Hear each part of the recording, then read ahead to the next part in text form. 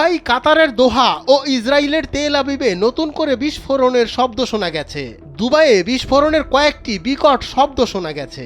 দোহার বাসিন্দারাও বলছেন এ শহরে কমপক্ষে 11টি বিস্ফোরণ ঘটেছে। 1 মার্চ সকালে এ ঘটনা ঘটেছে বলে জানা যায়। এর আগে কাতারের স্বরাষ্ট্র মন্ত্রণালয় বলেছে ইরানের হামলায় দেশটিতে আরও 8 জন আহত হয়েছেন। মন্ত্রণালয় জানায় হামলা শুরুর পর থেকে কাতারে আহত মানুষের সংখ্যা বেড়ে 16তে দাঁড়িয়েছে। দেশটির বিভিন্ন এলাকায় সীমিত আকারে কিছু ক্ষয়ক্ষতিও হয়েছে।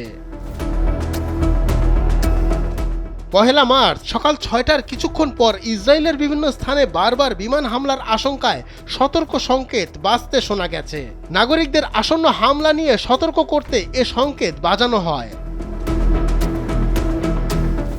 এদিকে তেল আবিবে একাধিক বিস্ফোরণের খবর পাওয়া গেছে।